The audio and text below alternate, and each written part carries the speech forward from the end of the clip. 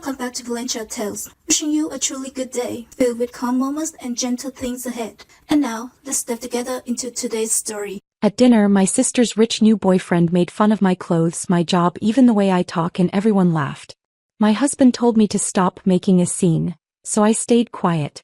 But when the guy started bragging about his job, I took out my phone. The moment their proud smiles faded, I finally felt like I took my power back.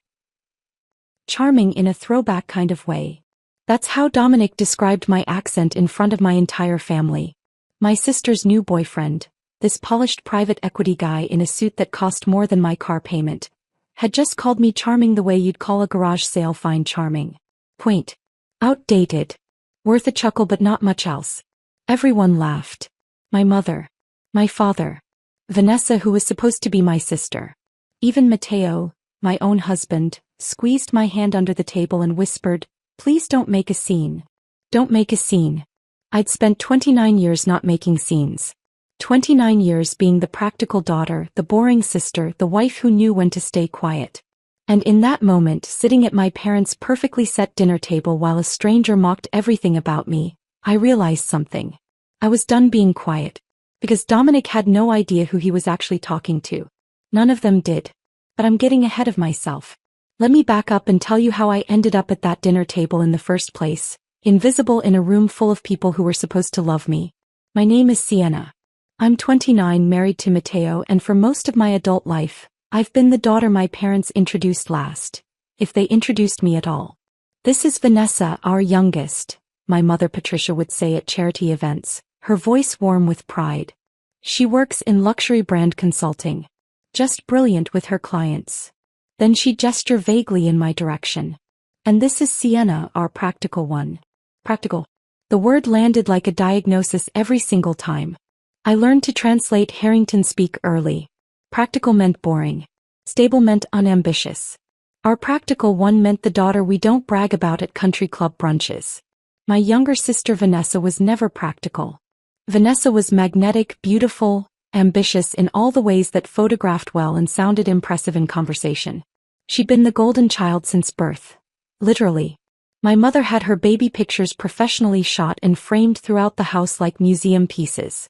My baby pictures were in a box somewhere in the attic. Vanessa worked in luxury brand consulting, which as far as I could tell meant telling wealthy people how to spend their money on things they absolutely didn't need. But it came with an impressive title and clients whose names you'd recognize from magazine covers. So my parents treated her career like she'd cured a disease. I worked in HR. Or at least that's what they thought. To my family, HR meant filing paperwork and planning office birthday parties. Administrative work for people who couldn't handle real business. My mother once described my job to her book club as helping with employee things. The way you describe a child's lemonade stand, sweet but not serious. They had no idea I'd left that corporate HR job 5 years ago. They had no idea I'd started my own company.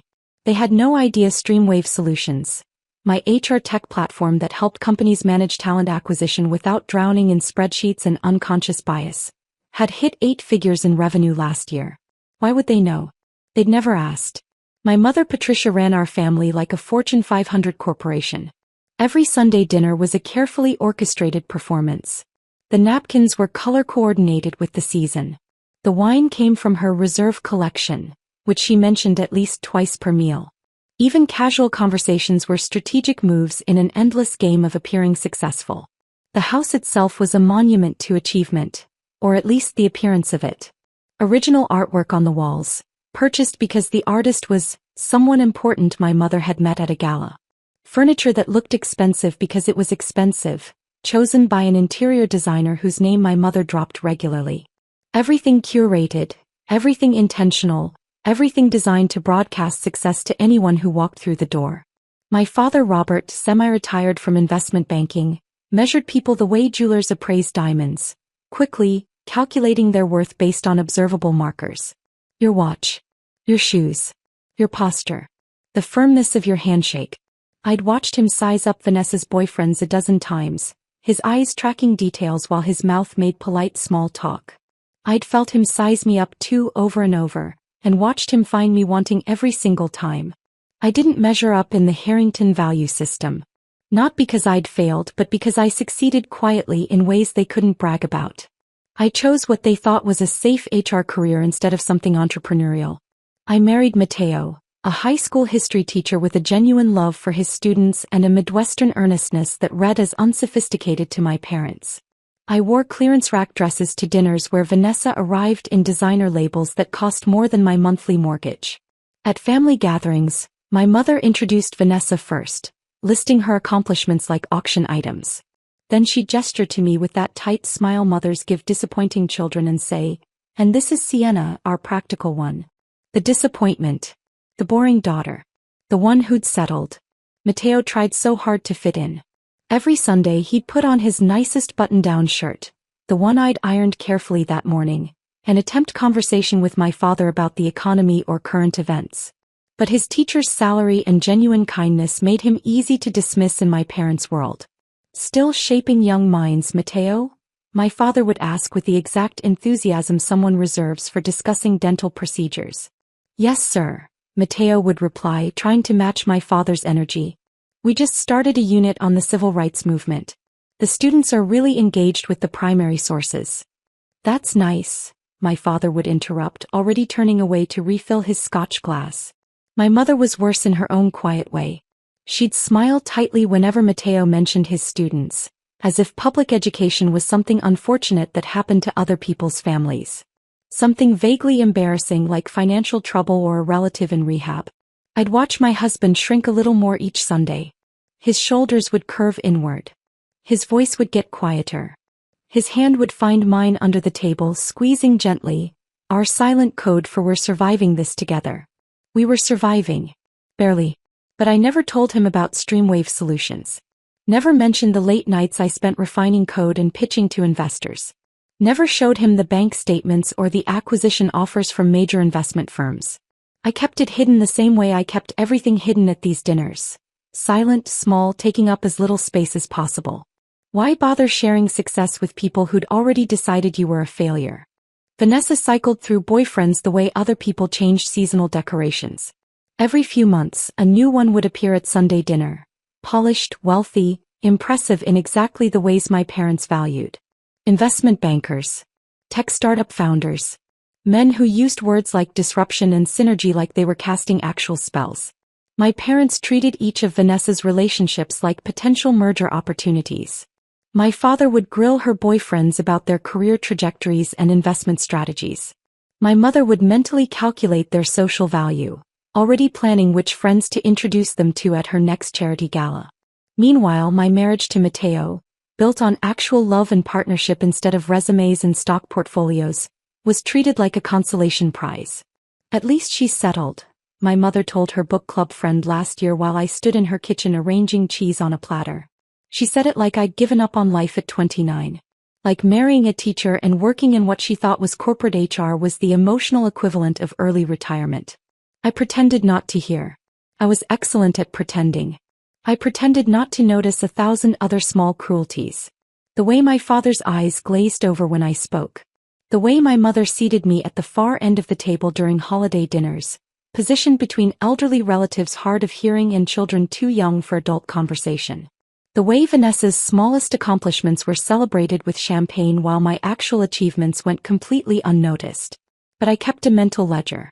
Every dismissal, every condescending comment, every time I was introduced as our practical one, I filed it away like receipts in a folder marked evidence of everything wrong with this family. I told myself it didn't matter. I'd risen above their shallow obsession with status and appearances. I was building something meaningful, something that actually helped people while they played their endless games of social positioning. I was lying to myself. It mattered. All of it mattered. Every slight carved a little deeper, left me a little smaller, made me question whether I was actually worth seeing or if maybe my parents were right and I really was just practical, just stable, just fundamentally unimpressive. Then Vanessa called that Sunday afternoon, and I knew immediately this boyfriend would be different. "He's not like the others," she gushed, her voice pitched high with performative excitement. "He's in private equity. Works with international portfolios. He went to Wharton." I could practically hear my mother's heart rate spike through the phone. "That sounds great," I said, folding laundry in our small apartment bedroom, only half listening. Vanessa's boyfriends were all interchangeable to me. Expensive suits wrapped around fragile egos. Mom's already planning the entire dinner, Vanessa continued. She wants everything perfect. You're still coming Sunday, right? As if I had a choice. As if skipping Sunday dinner was ever actually an option in the Harrington family. When I told Mateo about the upcoming dinner, he sighed the way people do when facing something inevitable and unpleasant. He was grading papers at our kitchen table, red pen in hand, looking tired in that specific way teachers do in October when the school year's initial enthusiasm has worn off but winter break is still impossibly far away. Maybe this one will be decent, he offered without looking up from a student's essay about the American Revolution. I didn't have the heart to tell him that decent wasn't what my parents valued. Impressive was. Successful was. Wealthy was. Decent was just another word for practical, and we both knew how that word translated in Harrington speak. That evening I stood in front of our bedroom closet staring at the same navy dress I'd worn to the last 3 family dinners. It was simple, appropriate, inoffensive. It was also completely invisible, exactly like me at these gatherings. I caught my reflection in the full-length mirror and barely recognized the woman staring back. When had I become so small? When had I started apologizing for my existence just by walking into a room? My phone buzzed. A text from my mother. Dinner at 6 sharp. Don't be late. And Sienna, please make an effort with your appearance. First impressions matter. I'd been having Sunday dinners with my parents for 29 years. Apparently, I still hadn't made a good first impression. Sunday arrived with the inevitability of a dental appointment. Mateo drove us to my parents' house in silence, his hands gripping the steering wheel a little too tightly. I stared out the window watching familiar neighborhoods blur past, each house bigger than the last as we got closer to the Harrington estate. Estate. That's what my mother called it. To everyone else, it was just a large house in an expensive suburb, but Patricia Harrington didn't do modesty. We pulled into the circular driveway at 5:58. 2 minutes early, which in my mother's world meant we were cutting it dangerously close. The house looked like Martha Stewart had staged an intervention. Candles flickered in every window, their warm glow carefully calculated to suggest both elegance and welcome. Classical music drifted from somewhere inside, something orchestral and expensive sounding. Even the front door wreath looked professionally arranged, autumn leaves and berries positioned with the kind of precision that suggested someone had been paid well for their time. My mother opened the door before we could knock. She was wearing her important guest pearls, the strand she reserved for impressing people who mattered. Her hair was perfect, her makeup flawless, her smile bright and completely artificial. "Darling," she said, kissing my cheek while her eyes performed a rapid full-body scan of my outfit. I watched her smile tighten microscopically when she registered the familiar navy dress. The same one. "How lovely," she said, her tone conveying the exact opposite. "Mateo, wonderful to see you." She ushered us inside with the efficiency of someone managing traffic flow at an event. The dining room table was visible from the entryway, and I could already see it was set with military precision. Crystal glasses caught the candlelight. Silverware was arranged in perfect alignment. The napkins, burgundy because autumn, were folded into some elaborate shape I couldn't identify. "Vanessa and Dominic are in the living room," my mother said, already moving in that direction. "Come meet him." We followed her into the living room and there they were. Vanessa practically vibrated with excitement on the cream-colored sofa, positioned perfectly beside her prize catch. She'd worn a designer dress I recognized from her Instagram, something with a label that cost more than my monthly grocery budget. Her makeup was camera-ready, her hair styled in loose waves that had probably taken an hour to achieve but were meant to look effortless. And beside her sat Dominic Laurent. 32 according to Vanessa's breathless phone summary. Tan in that way that suggested recent tropical vacations or expensive tanning memberships. His dark hair was styled with just enough product to look intentional without looking overdone. He wore a charcoal suit that fit him so perfectly it could only be custom-tailored, paired with a watch that caught the light when he moved his wrist. He stood when we entered, smooth and practiced, like he'd been trained for exactly this moment. "Sienna." Vanessa jumped up, her enthusiasm pitched high for maximum performance value. "This is Dominic. Dom, this is my older sister and her husband Mateo." Dominic extended his hand with a smile so white and perfect it looked engineered. "Pleasure to meet you both," he said, his voice warm and confident. Vanessa's told me so much about her family. His handshake was firm, practiced, the kind they teach at executive networking seminars. Not too strong, not too weak, just enough pressure to convey confidence and competence. Nice to meet you, I said, extracting my hand. Matteo shook hands next, and I watched Dominic's eyes flick briefly to Matteo's simple watch, his off-the-rack blazer, making calculations I'd seen my father make 1,000 times. So you're a teacher, right? Dominic asked, his tone friendly but faintly condescending. That's admirable work. Really admirable. Admirable. The word people use when they mean noble but pointless. My father appeared from the kitchen carrying his signature scotch, already halfway through the glass. Robert Harrington, he said, extending his hand to Dominic with more warmth than he'd shown Matteo in 4 years of marriage. Heard great things. Private equity, Vanessa tells us. And just like that, Dominic had the floor. We moved to the dining room and I watched the performance unfold exactly as I'd predicted. Dominic held court like a keynote speaker at a conference, my parents hanging on every buzzword-laden sentence. The landscape right now is all about strategic diversification, Dominic said, swirling his wine with casual expertise. You can't just throw capital at opportunities anymore. It's about leveraging predictive analytics to optimize cross-sectoral positioning. My father leaned forward, enchanted. That's exactly right. Too many people chase trends without understanding fundamental value propositions. I had no idea if my father actually understood what Dominic was saying, or if he was just matching energy with someone who sounded impressive. My mother's eyes glittered with satisfaction, the same look she got when her charity galas exceeded fundraising goals. This was exactly what she wanted for Vanessa. Not love, not partnership, but this. A man who could hold his own in conversations about money and markets, who wore the right watch and had the right pedigree. Vanessa beamed beside Dominic, her hand resting possessively on his arm, her laugh a little too loud at his mediocre jokes. She was performing too, playing the role of adoring girlfriend to this impressive man, basking in the reflected glory of his apparent success. I pushed asparagus around my plate and felt Matteo's knee press against mine under the table. Our silent code. We're surviving this together. But something felt different tonight. Even Matteo seemed diminished in a way I hadn't seen before. His shoulders curved inward. His responses to questions came out quieter than usual, almost apologetic. So Matteo, my father said during a brief pause in Dominic's monologue, still teaching American history? Yes, sir, Matteo replied. We just started a unit on Reconstruction. The students are really engaging with the primary source materials. That's good, my father interrupted, already turning back to Dominic. So you were saying about the acquisition pipeline? I watched Matteo's face close off slightly, retreating into himself the way he always did at these dinners. Then Dominic's attention shifted and I felt the temperature in the room drop. So Sienna, he said, his tone still friendly but edged with something sharper, more assessing. Vanessa mentioned you work in HR? The way he said HR made it sound like I managed a complaints department at a call center. Yes, I said, keeping my voice even and professional. I handle talent acquisition and employee relations for a tech company. Ah, tech.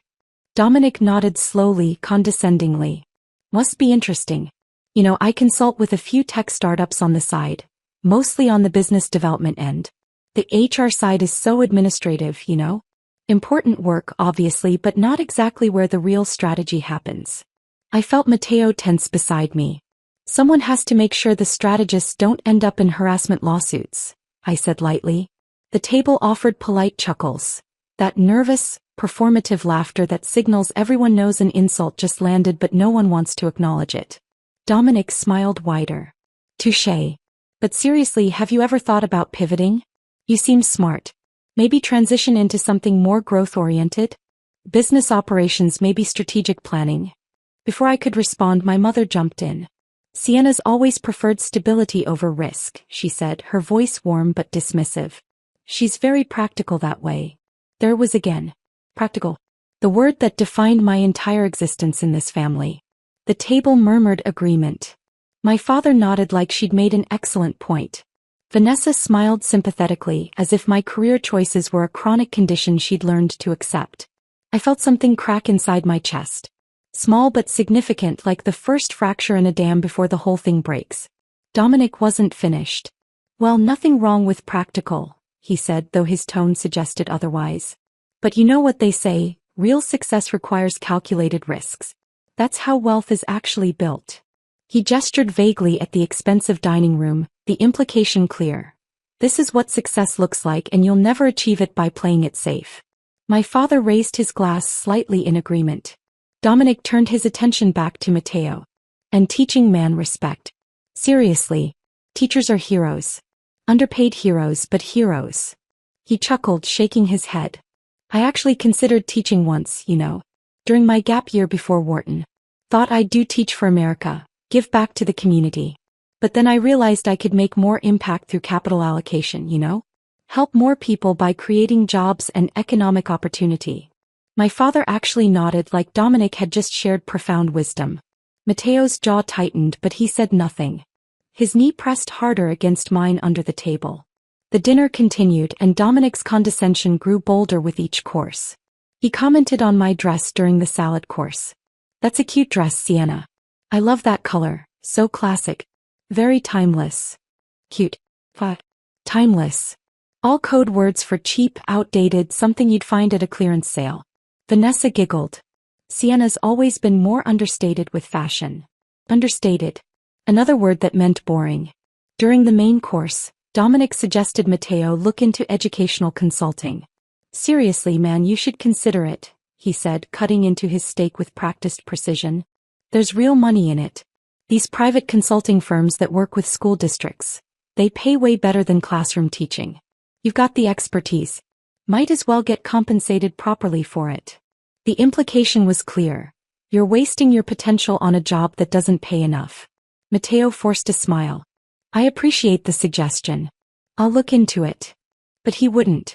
We both knew he loved teaching, loved his students, loved the actual work even if the salary was modest. Then came the comment that finally broke something in me.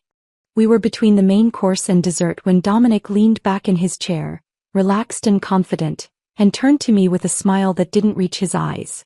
You know, Sienna, I have to say, I love your accent. It's charming. Very throwback. Where are you from originally? Rural Pennsylvania, I said quietly. Ah, that makes sense. He nodded like he'd solved a puzzle. It's charming in a throwback kind of way. Very authentic. Charming. Throwback.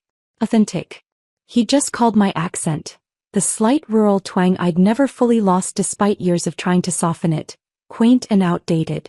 Worth a chuckle but not much else. The table laughed. My mother. My father. Vanessa. And Matteo, my husband, the man who'd promised to honor me, to stand beside me, squeezed my hand under the table and leaned close. Please don't make a scene, he whispered. 5 words that cut deeper than anything Dominic had said all night. I froze, my fork halfway to my mouth. Don't make a scene. I'd spent 29 years not making scenes. So I did what I'd always done. I smiled. Stayed quiet. Let them continue their performance while I disappeared into myself. But inside something had shifted. Dessert arrived on my mother's finest china.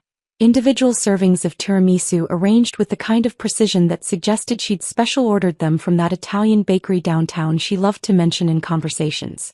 The one where the pastry chef trained in Milan. My mother served each plate personally, a ritual she performed when she wanted to emphasize her role as the perfect hostess.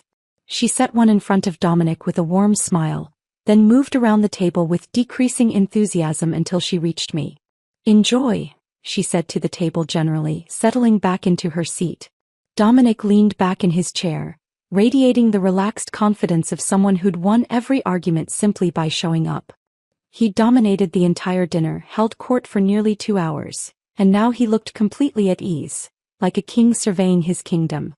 He swirled his wine, the deep red catching the candlelight, and launched into what was clearly meant to be his closing argument for why he was the most impressive person in the room. So I'm actually in the middle of this massive acquisition right now, he announced, his voice carrying that casual authority people use when they're about to brag. My firm's acquiring this mid-tier software company, Stream something. Can't remember the exact name off the top of my head. My fork stopped halfway to my mouth. It's a decent logistics platform, he continued, completely oblivious. Nothing revolutionary but solid fundamentals. We're planning to gut the existing structure, bring in new leadership, restructure the tech stack, and flip it for triple the valuation. Classic value extraction play.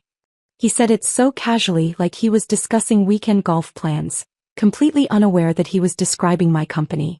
My company. Streamwave Solutions. The platform I'd built from absolutely nothing 5 years ago when I'd left a toxic corporate HR job and risked everything. Our savings, our stability, my reputation, to create something meaningful. Something that actually helped people. The company that had consumed my nights and weekends for half a decade.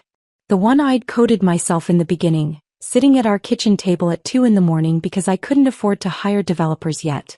The one that had nearly bankrupted us twice before it finally gained traction. The company that hit 8 figures in revenue last year. And this fraud sitting across from me couldn't even remember its name. That sounds incredibly complex, my mother cooed, her eyes bright with admiration. How do you manage all the moving pieces? Dominic waved his hand dismissively, false modesty practically radiating off him. It's what I do. You develop instincts for these things after enough deals. Knowing which companies have hidden value, understanding market positioning, seeing opportunities other people miss. My father leaned forward, eager to demonstrate his own financial acumen. What's the timeline on something like that? 6 months? A year? We're targeting close in 90 days, Dominic said confidently. Fast execution is key in these situations. You don't want competitors sniffing around once word gets out. Vanessa gazed at him like he just invented currency. That's so impressive, babe. I can't believe you're working on something that big. I sat there, my fork trembling slightly in my hand, feeling a rage so pure and cold it sharpened every thought in my head to crystal clarity. Because I knew, absolutely, unquestionably knew, that Dominic Laurent had zero connection to the actual acquisition team at Apex Capital Partners. I'd sat through every single meeting with Apex.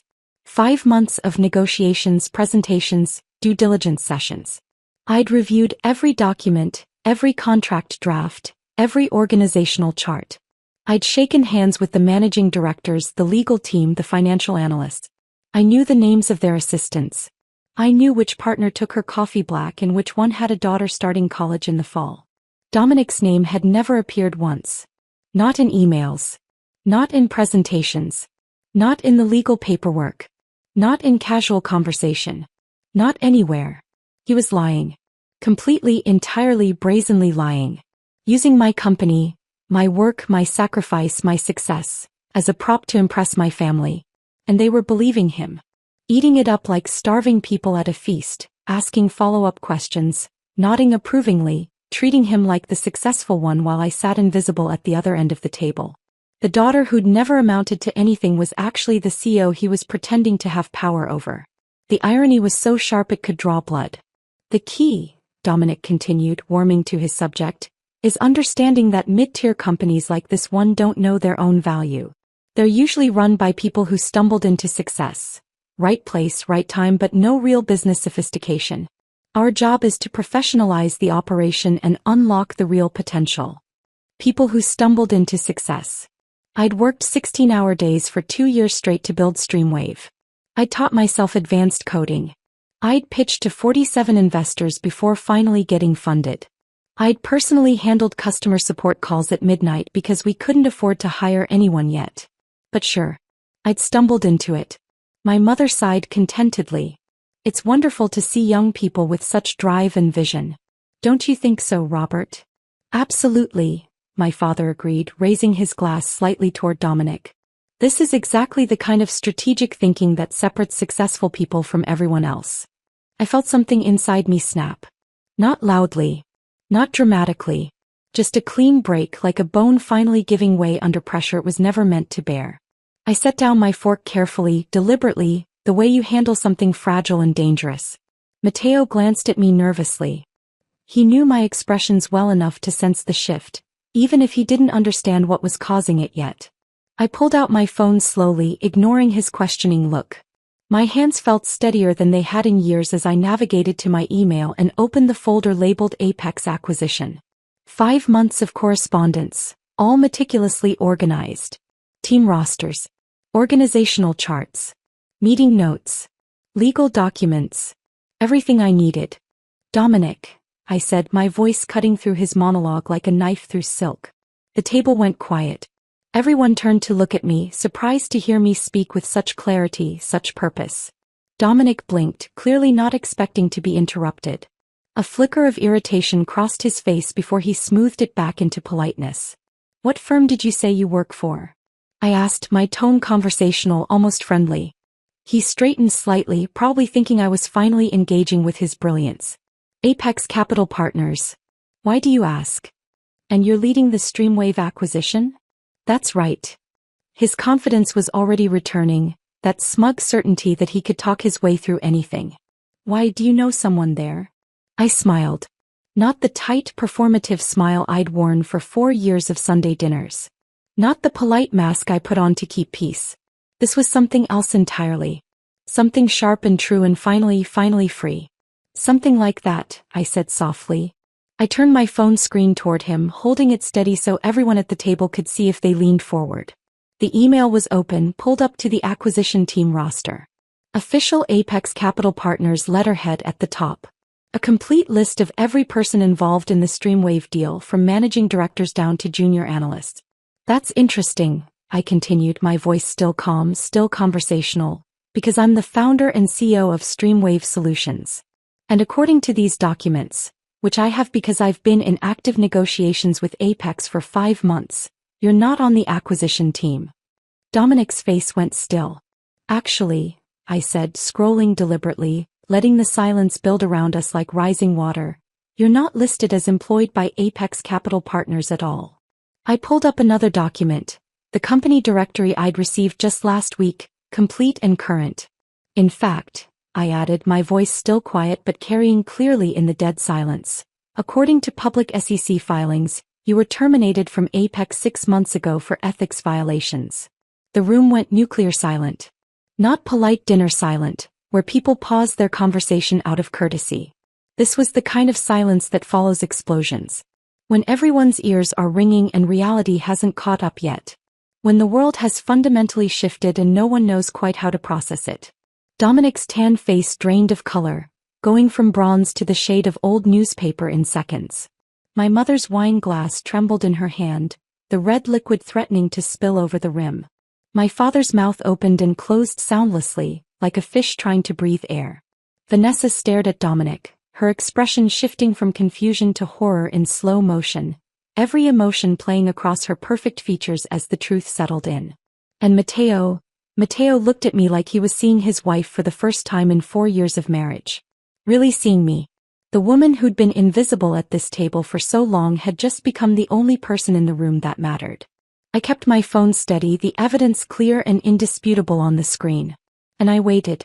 Dominic's mouth opened and closed twice before any sound came out. There must be some kind of misunderstanding, he finally managed, his voice lacking all the smooth confidence that had carried him through dinner. Corporate structures are complicated. Sometimes names don't appear on every document. These aren't just any documents, I interrupted, my voice still calm, still steady. These are official team rosters. Legal filings. Communication logs. Your name isn't missing by accident, Dominic. It's missing because you were never part of this deal. His face had gone from newspaper pale to flushed red, panic setting in as his carefully constructed facade crumbled in real time. I wasn't done. Not even close. My fingers moved across my phone screen with absolute certainty, pulling up another file. The adrenaline flooding my system should have made my hands shake, but instead they felt steadier than they had in years. Like I'd been preparing for this moment my entire life without knowing it. Actually, Dominic, I have more here, I said, scrolling through the documents I'd saved months ago during my due diligence research. SEC filings are public record, you know. Anyone can access them if they know where to look. I turned the screen toward the table again, angling it so everyone could see clearly. The document header read, Securities and Exchange Commission, Employment Termination Disclosure. This is from 6 months ago, I explained, my voice taking on the tone I used in business presentations. Clear, factual, impossible to argue with. Apex Capital Partners filed this disclosure as required by law when they terminated a senior employee for cause. I scrolled down to the relevant section, where Dominic's full name appeared in black and white. You were let go for falsifying client reports and misrepresenting deal involvement to secure personal bonuses, I read aloud. The investigation found you'd been claiming credit for acquisitions you had no role in, inflating your performance metrics and creating fictional client relationships. Vanessa made a small wounded sound, something between a gasp and a whimper. The kind of noise that escapes when something inside you breaks suddenly and completely. My mother sat frozen, her perfect hostess mask finally cracking like porcelain under pressure. Her mouth was slightly open, her eyes wide, all her careful composure shattered. My father stared at Dominic with an expression I'd never seen before, the look of a man who'd just realized he'd been thoroughly fooled.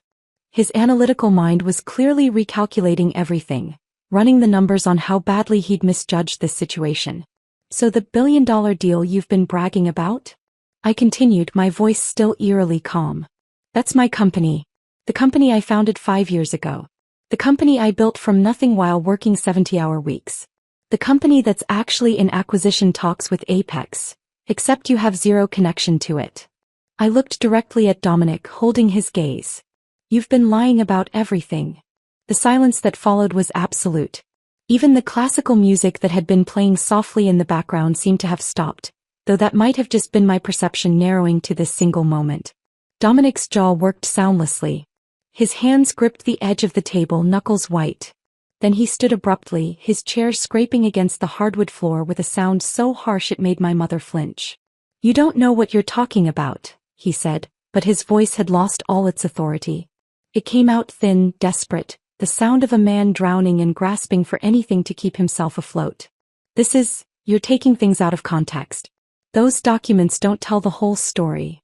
I'm literally showing you official SEC filings, I replied, still seated, still calm, still holding every bit of power in the room. What context makes fraud acceptable?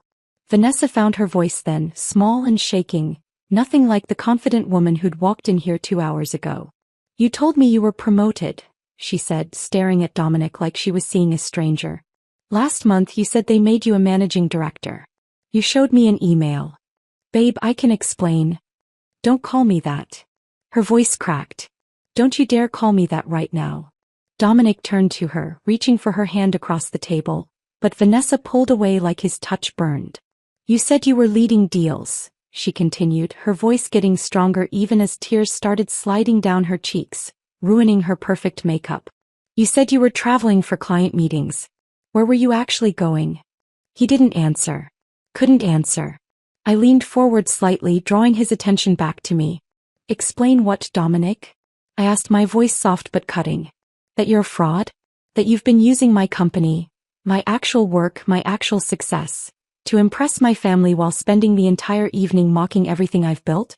While calling my job administrative busywork and suggesting I'm not smart enough to do real strategy.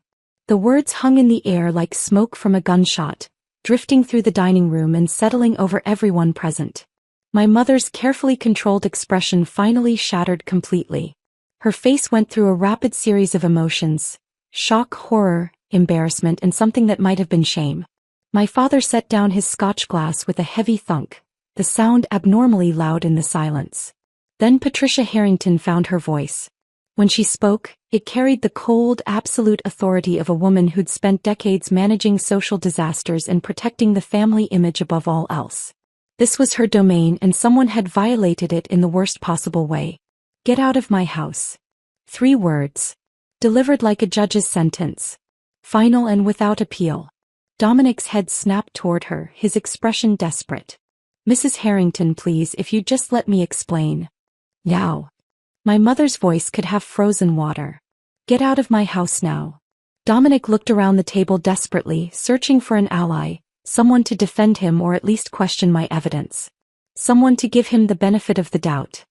He found nothing but shocked faces and averted eyes. My father wouldn't look at him, staring instead into his scotch like it contained answers to questions he should have asked hours ago. Vanessa had turned away completely, her shoulders shaking with silent sobs. My mother's face was carved from ice, her judgment absolute. Even Matteo, who usually tried to see the best in people, looked at Dominic with something like disgust. Dominic grabbed his jacket from the back of his chair with shaking hands. His movements were jerky, uncoordinated, Nothing like the smooth confidence he'd displayed all evening. "This is a misunderstanding," he muttered, more to himself than to anyone else. "I can clear this up. I'll send you the real documents, you'll see." "Leave," my mother repeated, standing now, her full height and presence commanding the room. "And don't contact my daughter again. Any of my daughters." Dominic looked at Vanessa one last time, his expression pleading, but she wouldn't turn around. He walked to the front door, his footsteps echoing through the suddenly too quiet house. The door opened, closed. The sound echoed through the dining room like a period at the end of a very long, very painful sentence. And then he was gone. In the silence that followed, I could hear everything with strange clarity. The ticking of my mother's antique clock in the hallway. The soft sound of Vanessa crying. My father's heavy breathing. The blood rushing in my own ears. My mother sank back into her chair slowly, moving like someone much older than she was. Her hands were folded on the table in front of her, gripping each other so tightly her knuckles had gone white. My father poured himself another scotch with mechanical precision, his movements automatic like a man going through familiar motions while his brain rebooted everything he thought he knew. Vanessa's tears were quiet but steady, the kind of crying you do when you realize you've been publicly humiliated. When you've been thoroughly fooled and everyone witnessed it. And Matteo sat beside me, his presence suddenly different than it had been all night. His hand found mine under the table, not the warning squeeze from earlier but something else. Something that felt like support. Like awe. Like he was finally actually seeing me. His eyes were wide, his expression a mixture of shock and what looked like fear. Not fear of me but fear of how wrong he'd been. How thoroughly he'd underestimated the woman he'd married. The silence stretched out, heavy and complicated, filled with too many emotions to name. Finally my mother spoke, her voice barely above a whisper, stripped of all its usual authority and control. "Why didn't you tell us?" I looked at her directly, meeting her eyes for maybe the first time in years without immediately looking away. "About your company," she continued, her voice shaking slightly. "About any of this. About who you really are." The question hung in the air between us, loaded with years of assumptions and dismissals and casual cruelties. I could have said so many things. I could have listed every time they'd talked over me, every accomplishment they'd ignored, every moment they'd introduced me as our practical one, while celebrating Vanessa's smallest achievements. But I didn't. Instead I said simply, "You never asked." The truth of it settled over the table like ash after a fire. Soft and gray and impossible to brush away. They'd never asked because they'd never thought to ask. Never imagined I could be anything more than what they'd decided I was. Practical, boring, safe, small, settled, disappointing. The daughter who didn't quite measure up. Except I'd measured up just fine. They'd just been using the wrong ruler. The silence after those words, "You never asked," felt like it had physical weight pressing down on everyone at the table. Vanessa was the first to move. She pushed back her chair with a scraping sound that broke the stillness, stood without looking at any of us and walked toward the stairs. I watched her go, her movements stiff and mechanical like someone in shock trying to remember how their body worked. Her footsteps on the stairs were heavy, deliberate. Then came the sound of her old bedroom door closing. Not slamming, just closing with a finality that somehow felt worse than anger would have. A moment later I could hear the muffled sounds of crying through the ceiling. Soft at first, then louder, the kind of crying that comes when you finally stop trying to hold it together. My mother stood abruptly, her chair scraping back. She began clearing plates with sharp, angry movements that had nothing to do with actual cleaning and everything to do with needing something, anything, to do with her hands. Silverware clattered against china with jarring loudness. A fork fell to the floor and she left it there, moving to the next plate with jerky, aggressive efficiency. My father sat completely motionless, still staring into his scotch glass like it held answers to questions he hadn't known existed an hour ago. His face had gone slack, all the usual analytical sharpness replaced with something that looked like genuine confusion. Matteo finally spoke, his voice low and uncertain. "We should probably go." He said it gently, like someone trying not to startle a wounded animal. His hand was still holding mine under the table, but the grip felt different now. Less supportive, more desperate, like he was anchoring himself to something familiar while everything else shifted around him. My mother stopped mid-motion, a dessert plate suspended in her hands. She stood frozen like that for a long moment, staring at the half-eaten tiramisu, before setting it down carefully on the sideboard. "Wait," she said. Something in her voice was different. Smaller. All the usual command and authority had drained out of it, leaving behind something I'd never heard from Patricia Harrington before. Uncertainty. "Sienna, she stopped, her mouth opening and closing as she searched for words that apparently didn't exist. Her hands gripped the edge of the sideboard, knuckles white. "I need to understand." She turned to face me fully, and I saw that her perfect composure had completely shattered. Her eyes were red-rimmed. Her lipstick had worn off hours ago. She looked older, smaller, like someone had deflated her from the inside. "You own a company," she said slowly, carefully, like someone learning a foreign language. "Worth how much?" I met her gaze steadily, not looking away this time, not making myself smaller to fit her comfort level. 8 figures in revenue last year, I said clearly. "We're currently in acquisition talks with Apex Capital Partners and 2 other major investment firms. The projected valuation is between 40 and 60 million, depending on which offer we accept." My father's head snapped up so fast I heard his neck crack. The number had finally penetrated his shock, cut through the fog of scotch and embarrassment, and reached the part of his brain that understood what those figures actually meant. 60 million, he repeated, his voice hoarse. "You built a $60 million company." "Built and currently run," I confirmed. "I have 43 employees across 3 offices. We serve over 200 corporate clients. Last quarter we expanded into the European market." My mother lowered herself slowly back into her chair, like her legs had stopped working properly. "And we never knew," she whispered. "No," I agreed. "You never knew." Mateo's hand tightened on mine and I turned to look at him. His face had gone pale, his eyes wide with an expression I couldn't quite read. Shock definitely.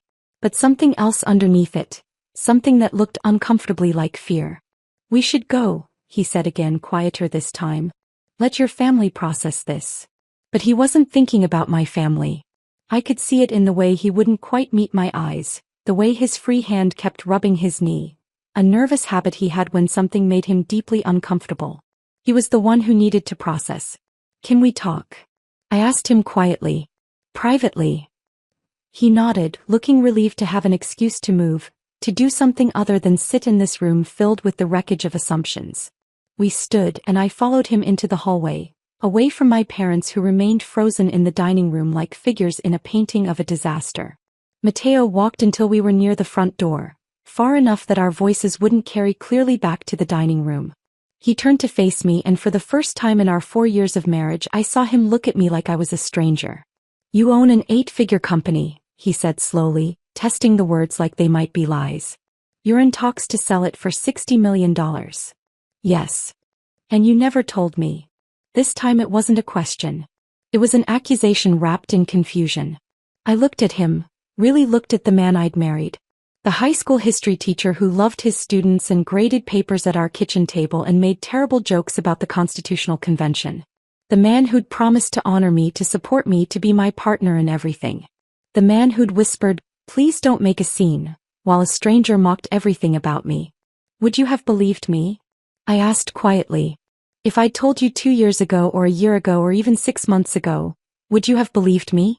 Or would you have thought I was exaggerating or gotten lucky, or somehow stumbled into success the way Dominic described?" He flinched and I had my answer. "Sienna. I'm tired, Mateo." The words came out heavier than I intended, weighted with 4 years of shrinking myself, of playing small, of apologizing for existing in spaces that were supposed to celebrate me. I'm so tired of being the disappointing daughter. Tired of being the boring sister. Tired of being the wife who needs to behave and not make scenes. My voice cracked slightly on the last words, and I hated that it did, hated showing weakness now when I'd been so strong just minutes ago. "I built something real," I continued. "Something meaningful that actually helps people and creates jobs and changes how companies think about human resources. And I've been hiding it, hiding myself, because this family only respects success when it comes packaged the right way. When it looks impressive enough, sounds important enough, makes them look good enough." Mateo's expression shifted, shame mixing with what looked like genuine realization washing over his features. "I should have defended you," he said quietly, his voice rough. "Tonight. Every Sunday night for the past 4 years. Every time your father dismissed your work or your mother introduced you as our practical one. I let them make you feel small because it was easier than confronting them. Because he stopped, swallowed hard. I was scared of them. Of their judgment. Of not measuring up in their world. The admission hung between us, honest and painful. I'm sorry, he added. I'm so sorry, Sienna. The apology was genuine. I could hear it in his voice, see it in the way he couldn't quite meet my eyes. But it also felt late, like flowers brought to a funeral. Beautiful, meaningful, but unable to change what had already happened. Yes, I said simply. You should have. We stood there in the hallway, surrounded by family photos on the walls. Pictures of holidays and graduations and celebrations that suddenly felt like evidence of a life I'd never actually lived. A life where I was always in the background, always slightly out of focus, always just barely included in the frame. I wondered if our marriage could survive this. If Mateo could handle being married to the version of me that existed outside this house. The version that ran board meetings and negotiated with investors and made decisions that affected dozens of people's livelihoods. Or if he needed me to stay small, stay quiet, stay the version of Sienna that fit comfortably into his world. Before I could voice any of those thoughts, my mother appeared at the end of the hallway. Her perfect posture had wilted, her shoulders curved inward in a way I'd never seen before. She looked smaller somehow, diminished. Stay, she said, and it came out more like a plea than the command I was used to. Please. We need to talk about this. Really talk. I looked at Mateo, searching his face for some indication of what he was thinking, what he needed. He nodded slowly. I think we should, he said quietly. I think we all need to. I turned back to my mother and made a decision that surprised even me. Hey, I said. Let's talk. We moved to the living room, neutral territory, away from the dining room that still held the ruins of dinner and Dominic's exposure. My mother sat in her usual chair, but she perched on the edge of it instead of settling back with her usual regal posture. My father joined us a moment later, carrying his scotch like a lifeline.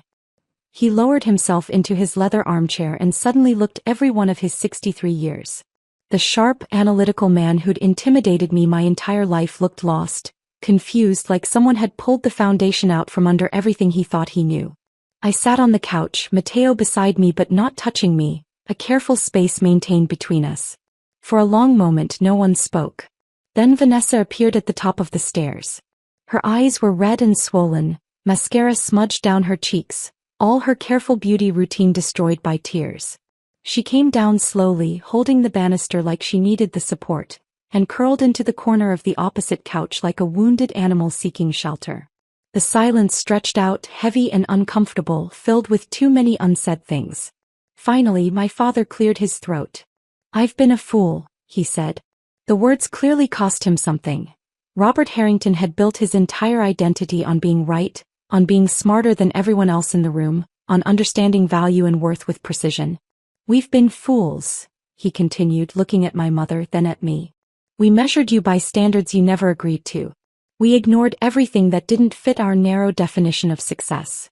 And his voice cracked slightly. We made you feel invisible in your own family. My mother nodded, and I saw tears threatening her carefully applied mascara. I thought I was teaching you girls to be strong, she said softly. To be ambitious. To reach for success. But I was just teaching you to perform. To put on a show for everyone else instead of building something real. She looked at Vanessa, then turned her gaze to me. And somewhere along the way I stopped seeing my daughters. I stopped seeing you as people and started seeing you as projects to manage. Accomplishments to showcase. Extensions of my own image instead of human beings with your own paths. The admission hung in the air, raw and painful and years overdue. And for the first time in my life I saw my mother cry. I didn't sleep well that night. Mateo and I had driven home from my parents' house in silence, the kind that felt less comfortable than suffocating. He tried to hold my hand across the center console, but I'd pulled away, not angry, just exhausted. Too tired to comfort him when I had nothing left for myself. When we got home I'd gone straight to bed while he stayed up in the living room, the glow of his laptop visible under the bedroom door. I could hear him moving around, making tea he probably wouldn't drink, doing anything to avoid coming to bed and facing the conversation we both knew was waiting. I must have fallen asleep around 2 because when my phone started buzzing at 7 in the morning, I jolted awake, disoriented and gritty-eyed. 17 missed calls. I blinked at the screen, my brain still foggy with sleep, trying to understand why my phone looked like someone had died. 3 calls from my mother. 5 from Vanessa. 2 from my father, which was unusual because he never called me directly. 4 from numbers I didn't recognize. And 3 from my business partner, Marcus, who knew better than to call me on a Monday morning unless something was seriously wrong. Then I saw the family group chat. 64 new messages since midnight. My stomach dropped. I sat up slowly, my heart starting to pound, and opened the chat. The messages scrolled past in a blur. My mother's friends asking if everything was all right. Distant cousins I hadn't spoken to in years suddenly very concerned about my well-being. Even my father's golf buddy chiming in with a cryptic, "Saw the news. Call if you need anything." What news? I scrolled back to find the source and found a message from Vanessa, posted at 11:43 last night. "I'm so sorry. Emma posted about dinner. It's everywhere." My hands went cold. I opened my personal social media, something I rarely checked, and saw that I'd been tagged in dozens of posts overnight. The notifications kept coming, my phone buzzing continuously in my hand like something alive and angry. The original post was from Emma Chin, Vanessa's friend who'd apparently stopped by during dessert. I vaguely remembered her poking her head into the dining room to say hello to my mother before the Dominic situation exploded.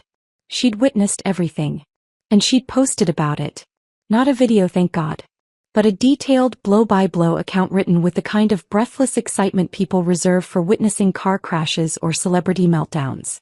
"Just witnessed the most insane family dinner of my life," Emma's post began. "The quietest woman at the table, literally has said maybe 5 words all night. Absolutely destroyed her sister's rich boyfriend by casually revealing she's secretly a millionaire and he's been lying about everything." The silence that followed. I can't. The man went from bragging about acquiring her company, that he didn't know was hers, to getting kicked out of the house in under 5 minutes. This woman is my new hero. The post had been shared 4,000 times. 4,000. It had hundreds of comments, people I'd never met discussing me like I was a character in a TV show they were binge-watching. This is the energy I need in 2024. The quiet ones are always the most dangerous. I need this woman's name so I can apply to work for her company. Imagine spending a whole dinner mocking someone and then finding out they're your boss's boss's boss. My phone buzzed again. A text from Marcus, my business partner. "You're a meme. Check Twitter. Also call me ASAP." With shaking hands I opened Twitter. The Quiet Tech CEO was trending. Someone had found my LinkedIn profile and posted a screenshot. Another person had found Streamwave Solutions' website and shared it with the caption, "This is the company the fraud was pretending to acquire." A third had created a whole thread analyzing power moves by underestimated women in male-dominated spaces.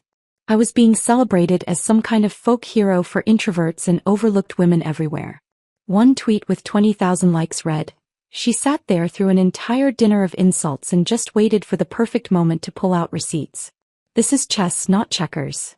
Another, "The fact that her own husband told her not to make a scene and she still took this man down is incredible. She said, 'I'm making the scene.'" I felt like I was watching my life become public property in real time, like someone had taken my most private family moment and turned it into entertainment for strangers. My bedroom door opened quietly. Matteo stood there holding 2 mugs of coffee, his hair messy from sleep, his expression cautious. "You're awake," he said softly. "I thought I heard your phone." "I'm trending on Twitter," I said, my voice flat. He winced. "I know. I've been up for a few hours. I wanted to let you sleep, but, yeah. It's everywhere." He crossed the room and sat on the edge of the bed, offering me one of the mugs. The gesture felt significant somehow, like he was trying to rebuild something he'd let crack through years of neglect. I took the coffee but didn't drink it, just wrapped my hands around the warm ceramic and stared at my phone screen. "You're trending," Matteo said again unnecessarily. He pulled out his own phone and showed me. The story had evolved beyond Emma's original post. People were doing deep dives into my background, finding old articles about Streamwave Solutions funding rounds, sharing screenshots of my company's client list. A tech journalist from a major publication had already sent an interview request to my business email. My work inbox, which I'd checked despite it being barely past 7 in the morning, had 47 new messages. Half from reporters wanting quotes or interviews. Half from potential clients who apparently liked the idea of working with the woman who took down a fraud at Sunday dinner. I felt overwhelmed and vindicated in equal measure, riding a wave I hadn't intended to create but couldn't deny feeling powerful upon. I called in sick today, Matteo said quietly, setting his phone aside. I looked up at him surprised. Matteo never called in sick. He was the teacher who showed up with a fever because his students had a test scheduled. Why? Because my wife is a CEO, he said, meeting my eyes for the first time since last night. Because I've been treating her like she's invisible for 4 years. Because I owe you more than an apology whispered in a hallway while your family falls apart. His voice cracked slightly on the last words. I've been doing a lot of thinking, he continued. About what you said. About how I've let your family make you small because it was easier than standing up to them. About how I told you not to make a scene when you had every right to defend yourself. He rubbed his face with both hands, looking exhausted. I was wrong, Sienna. About all of it. And I'm sorry. Before I could respond, my phone rang. My mother's number. I looked at Matteo, who nodded. Put it on speaker, he said. I should hear this too. I answered and placed the phone on the bed between us. Sienna. My mother's voice came through, strained but determined, nothing like her usual controlled composure. I know you're probably overwhelmed right now. I know we have a lot to work through. But I need you to know something. She paused and I heard her take a shaky breath. Vanessa confronted your father and me last night.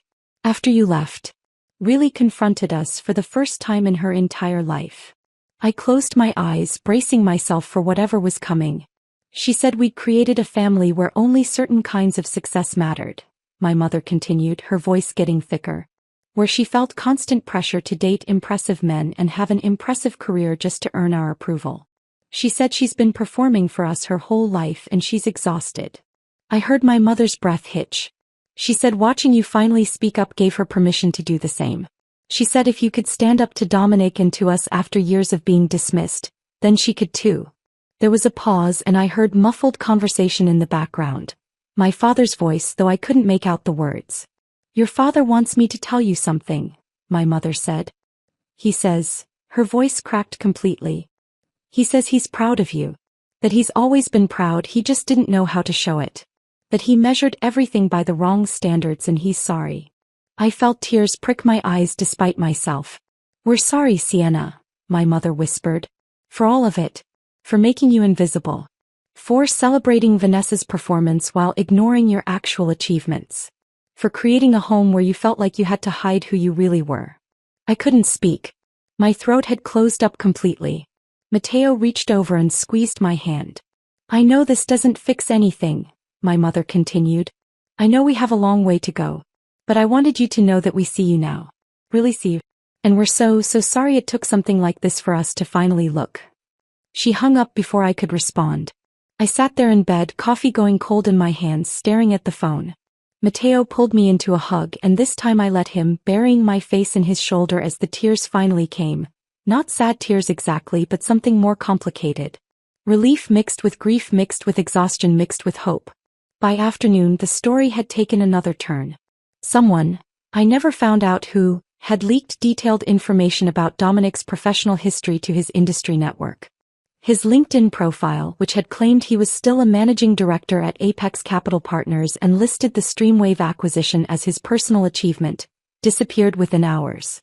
Former colleagues started commenting, confirming he'd been terminated for ethics violations. Industry contacts shared that he'd been working as a freelance consultant for months, which everyone in finance knew was code for unemployed and looking.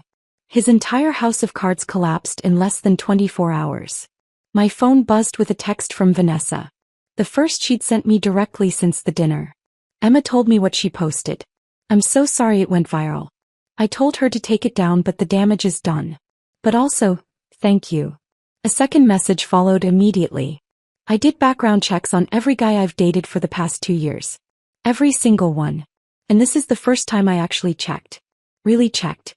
And you saved me from making the biggest mistake of my life. Then a third message. Also, I applied for a real job today.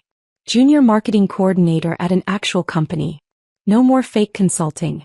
No more pretending to be something I'm not. No more dating guys to impress mom and dad. I stared at the messages, feeling something shift in my chest. Maybe truth didn't just expose lies. Maybe it freed the people trapped inside them. The week that followed felt surreal, like living in the aftermath of an earthquake where everything looked the same but nothing was quite stable. The viral posts eventually died down, replaced by newer controversies and celebrity gossip. My inbox slowly returned to manageable levels. The media requests tapered off after I politely declined all of them through Marcus, who handled it with his usual efficiency. But the real changes were happening quietly in places the internet couldn't see. Vanessa texted me every day. Small things at first. Memes, screenshots of job applications, a photo of her in business casual clothes with the caption, "Is this too boring for an interview?" But then the messages got deeper. Longer. More vulnerable. "I've been thinking about why I dated guys like Dominic," she wrote on Thursday. "I think I needed dad to be proud of me. Needed mom to show me off. And I let that need turn me into someone I don't even recognize. I didn't know what to say to that, so I just sent back a heart emoji and, 'I'm here if you want to talk.' He called me that night. We talked for 2 hours about things we'd never discussed before. The pressure of being the favorite, the loneliness of performing constantly, the fear of being ordinary. 'You were always braver than me,' she said quietly near the end of the call. 'You just did what you wanted without needing their approval. I couldn't do that. I needed their approval too,' I admitted. I just stopped waiting for it. On Saturday morning my mother called. 'Sunday dinner,' she said without preamble. 'Just the 4 of us. No performances, no guests, no expectations. Just family.' She paused and I could hear her take a breath. 'Will you come? Please?' Mateo was watching me from across the kitchen table, his coffee halfway to his mouth, clearly trying to read my expression. 'Hey,' I said. 'We'll be there.' When we pulled into my parents' driveway Sunday evening, my stomach was tight with nerves despite everything. Some habits die hard and years of dreading these dinners had left their mark. But something was different the moment my mother opened the door. She was wearing jeans.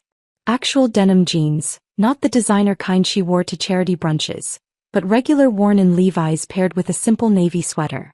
Her hair was pulled back in a casual ponytail instead of her usual styled perfection. No pearls. Minimal makeup. She looked more like a regular mom than I'd ever seen her. "Sienna." "Mateo."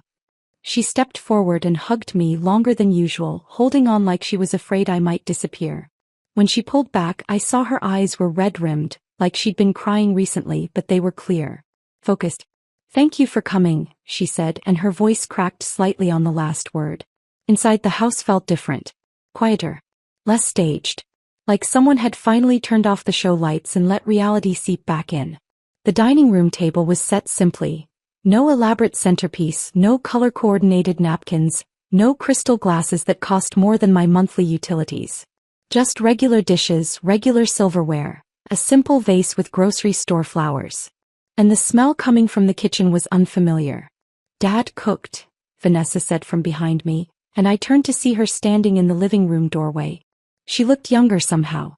She'd pulled her hair into a messy bun, wore minimal makeup, and was dressed in leggings and an oversized sweater instead of her usual designer ensemble.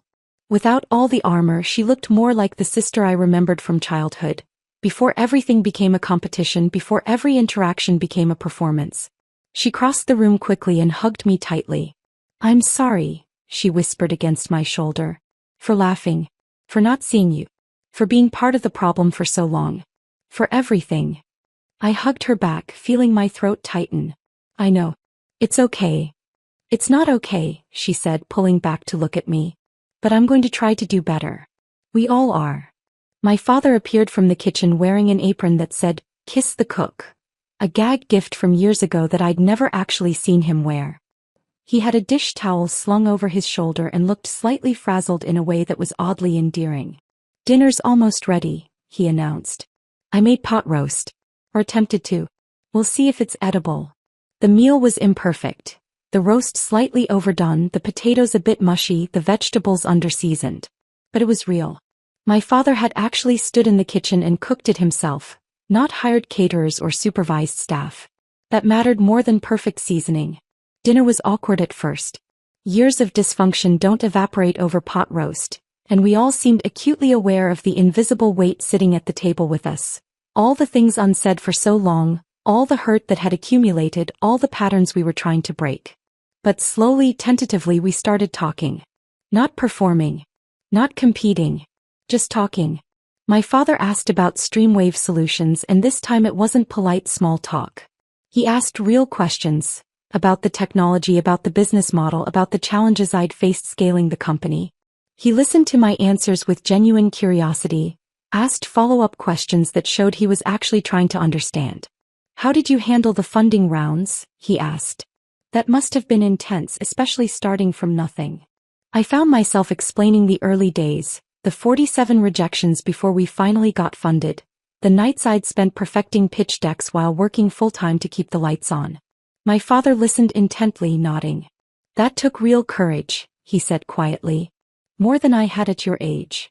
My mother asked Matteo about his students, and this time she didn't have that tight smile. She actually engaged with his stories, laughed at the funny parts, asked genuine questions about his teaching philosophy. There's this kid in my third period, Matteo said, warming to his subject the way he always did when talking about his students. Came in convinced he hated history. Thought it was all dead people and memorizing dates. But we've been doing this project where they research their own family histories, and he discovered his great-grandfather was part of the Tuskegee Airmen. That's wonderful, my mother said, and she actually meant it. What a gift to help kids connect with their own stories. Vanessa shared about the job she'd applied for, junior marketing coordinator at a mid-size firm, nothing glamorous or impressive by our family's old standards, but real and stable and honest. I'm terrified, she admitted, pushing food around her plate. I don't even know if I'm good at anything real. Everything I've done for the past 5 years has been smoke and mirrors. What if I can't actually do normal work? Her voice was small, vulnerable in a way I'd never heard from her. My mother reached across the table and took her hand. Then you'll learn, she said firmly. You'll make mistakes and you'll learn from them and you'll get better. And we'll be here while you do. Really here, not just watching and judging from the sidelines. Supporting you. Believing in you. She squeezed Vanessa's hand. Not performing for us, she added quietly. Just being you. Vanessa's eyes filled with tears and she nodded. After dinner, my father asked me to step outside with him. We moved to the back patio, the evening air cool and quiet, carrying the scent of autumn leaves and distant wood smoke. He stood at the railing, hands in his pockets, staring out at the yard. The landscaping lights had come on automatically, casting everything in soft amber. I owe you more than an apology, he said finally, not looking at me. More than just saying I'm sorry and hoping that fixes things. He turned to face me and I saw how uncomfortable he was with this kind of emotional honesty. It would have been funny if it wasn't so sad. This man who'd commanded boardrooms and negotiated million-dollar deals, struggling to tell his daughter how he felt. I measured your worth by standards I didn't even believe in, he continued. I built my whole life around wealth and status and appearances. And then I forced those metrics onto my daughters without ever asking what you actually wanted. What would make you happy? His voice was rough, strained. You built something meaningful, Sienna. You took risks I was too afraid to take. You succeeded by actually helping people, not just moving money around. And he stopped, swallowed hard. I mocked you for it. Dismissed it. Made you feel small because I didn't understand it. Because it didn't fit into my narrow definition of success. I could see how much the admission cost him. I'm proud of you, he said, his voice cracking. So incredibly proud. I should have said that years ago. Should have celebrated what you were building instead of comparing you to some imaginary standard that didn't even matter. I felt tears prick my eyes and didn't try to blink them back this time. I needed to hear that, I said quietly. For so long I needed to hear that. He nodded, his own eyes wet. I know. And I'm sorry I made you wait. We stood there in comfortable silence as the evening darkened around us, and for the first time in my entire life, I felt truly seen by my father.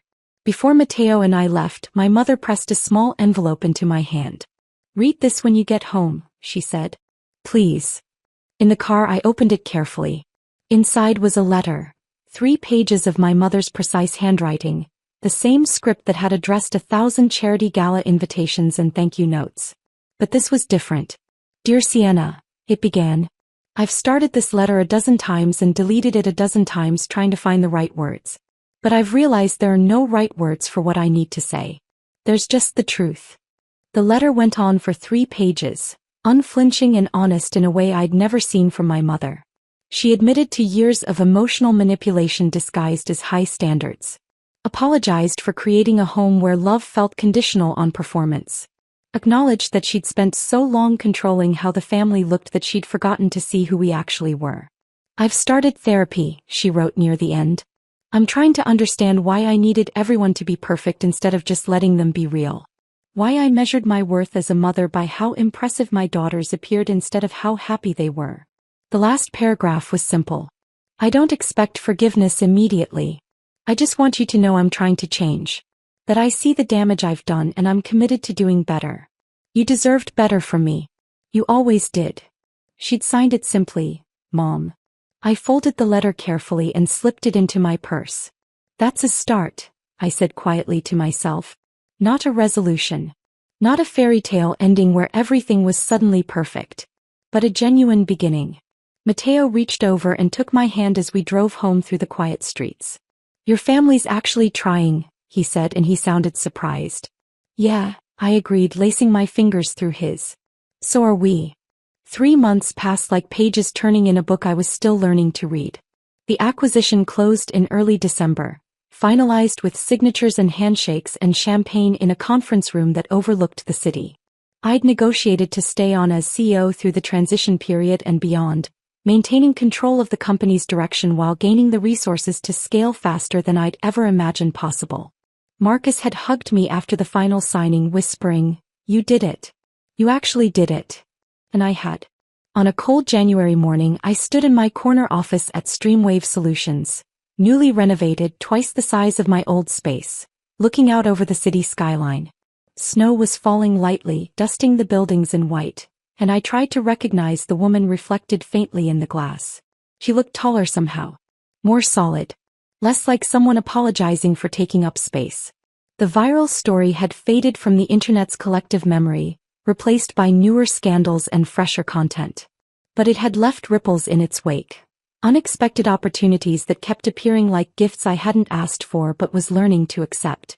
Speaking invitations from women's business organizations. Mentorship requests from young entrepreneurs who saw themselves in my story.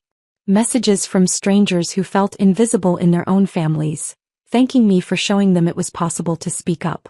A business magazine had reached out last month wanting to do a profile. The quiet CEO who became an unlikely voice for the underestimated.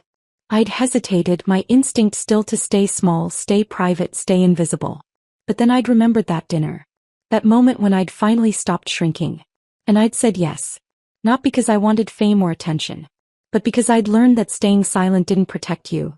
It just made you smaller. And maybe my story could help someone else find their voice sooner than I'd found mine. My assistant, Claire, knocked gently on the open door. Your sister's here for lunch, she said with a smile. Thanks. Send her in. Vanessa appeared a moment later, bundled in a winter coat, her cheeks pink from the cold. She'd cut her hair shorter, wore less makeup, dressed in business casual instead of designer labels. She looked more real somehow. More herself. Hey, she said, crossing the office to hug me. Sorry I'm late. The subway was a nightmare. You took the subway? I raised an eyebrow. The old Vanessa would have taken an Uber and expensed it to our parents. She laughed. I'm on a budget now. Real job, real salary, real life. It's shockingly humbling. We'd started meeting for lunch every week after that first Sunday dinner, slowly rebuilding a relationship we'd never really had. Learning each other as adults instead of competitors. Discovering we actually liked each other when we weren't performing for an audience. I ordered sandwiches from the cafe downstairs, and we settled into the chairs by the window, the city spread out below us. So how's the job? I asked, unwrapping my turkey sandwich. Vanessa's face lit up in a way I'd never seen before. Genuine excitement, not the performative enthusiasm she used to display. It's good. Really good, actually. I mean, I'm terrible at it sometimes, she admitted, laughing. Last week I completely messed up a client presentation because I forgot to save the final version. Had to present the draft with typos and missing graphics. It was mortifying. What happened? My boss helped me fix it and we rescheduled. And then she sat me down and gave me actual constructive feedback instead of just firing me or making me feel worthless. Vanessa shook her head, still seeming amazed by this. And you know what's weird? I actually care about getting better. Like, I went home and practiced my presentation skills. Watched YouTube tutorials. Asked for extra training. She paused, picking at her napkin. I spent so long performing for mom and dad that I forgot what it felt like to just be, she said quietly. To fail and try again without an audience judging whether I'm impressive enough. To work on something because I want to improve, not because I need to prove my worth. I understood completely.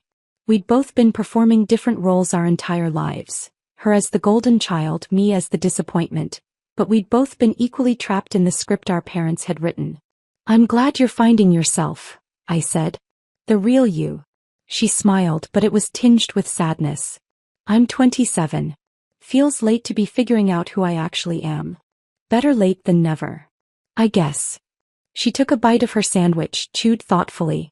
Mom asked if we'd both come to dinner next Sunday. Together, I mean. She's been cooking herself now. No catering, no elaborate themes. Just food and conversation. I nodded. I'll be there. Sunday dinners had become something different over the past 3 months. Smaller, quieter, more honest. My parents were trying, genuinely trying, to build something real instead of something impressive. It wasn't perfect. Years of dysfunction didn't disappear overnight. There were still awkward moments, stilted conversations, old patterns trying to reassert themselves. But they were trying. We all were. Family wasn't fixed overnight, but we were building something real from the ruins of what we'd pretended to be. That evening, Mateo and I sat on our apartment balcony despite the cold, bundled in blankets, watching the sun set over the city. The sky was painted in shades of orange and pink and deep purple, the kind of sunset that makes you believe in beauty even when everything else feels complicated. He'd been different these past 3 months. More present. More attentive. Actively working to see me, really see me, instead of the version of me that was easier to manage or ignore. We'd started couples therapy in November. Once a week, sitting in a small office with a kind woman named Dr. Martinez, working through years of unspoken resentments and unmet needs. It was hard work. Painful sometimes. But necessary. I'm proud of you, Mateo said quietly, breaking the comfortable silence. I turned to look at him. For what? Not for the company or the money or any of that, he said, meeting my eyes. I'm proud that you stopped making yourself small for people who should have celebrated you from the beginning. He took my hand, lacing our fingers together. Including me, he added, his voice rough. Especially me. I should have seen you. Should have defended you. Should have made you feel like you were enough exactly as you were. I leaned into him, resting my head on his shoulder, feeling the weight of being truly seen for the first time in my adult life. It was terrifying and exhilarating in equal measure. I'm proud of me too, I admitted quietly. That's new. He kissed the top of my head. Good. You should be. We sat in comfortable silence as the sun disappeared below the horizon, the city lights beginning to twinkle on one by one. My phone buzzed in my pocket. A text from Vanessa. Thank you for today. For being patient with me while I figure myself out. I love you. I smiled and typed back, love you too. Later that night, unable to sleep despite my exhaustion, I pulled out my mother's letter from the nightstand drawer where I'd kept it for the past 3 months. The paper was soft now from repeated handling, the folds worn. I'd read it dozens of times, finding new meaning in the words each time. The apologies were specific, detailed, honest in a way that suggested real self-reflection rather than performative guilt designed to make herself feel better. She'd written about her own mother, the pressure she'd felt to be perfect, the way she'd internalized those impossible standards and passed them down to us without realizing the damage she was doing. I thought love meant pushing you to be better, she'd written. I didn't understand that real love means accepting who you already are. At the bottom of the final page, she'd added something that had stuck with me since the first reading. I spent your whole life teaching you that a lady knows when to speak and when to listen. I was wrong. A strong woman knows when her voice matters, and then she uses it regardless of who's uncomfortable. I folded the letter carefully and placed it back in the drawer, an artifact of transformation that I'd probably keep for the rest of my life. For 29 years I'd been the quiet one. The invisible daughter who learned early that her voice didn't matter as much as her sister's. The disappointing child who could never quite measure up to standards she'd never agreed to. The wife who needed to behave to not make scenes, to keep the peace at the cost of her own dignity. But silence was never weakness. It was strategy. It was observation. It was gathering strength while everyone else assumed I had none. And when I'd finally spoken, when I'd finally stopped shrinking myself to fit their comfortable expectations, I hadn't just exposed one liar. I'd freed an entire family from the prison of perfection they'd built around themselves.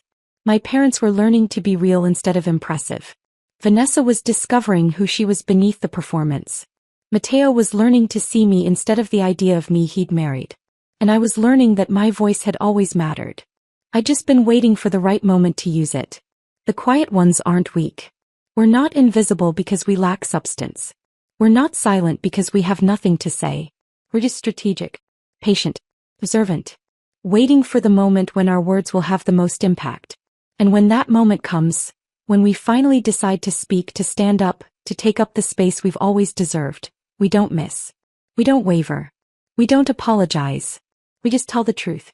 And the truth, I'd learned, is the most powerful weapon anyone can wield. I turned off the bedside lamp and settled into bed beside Mateo, who was already asleep, his breathing slow and even. For the first time in my adult life, I felt at peace with who I was. Not perfect. Not impressive by anyone's standards but my own. Just real. Just enough. Just me. And that, finally, was more than good enough. If this story of quiet power and perfect timing had you hooked, hit that like button right now. My favorite part was when Sienna calmly pulled out her phone and revealed she was the CEO Dominic was lying about. What was your favorite moment? Drop it in the comments below. Don't miss more incredible revenge stories like this. Subscribe and hit that notification bell so you never miss an upload.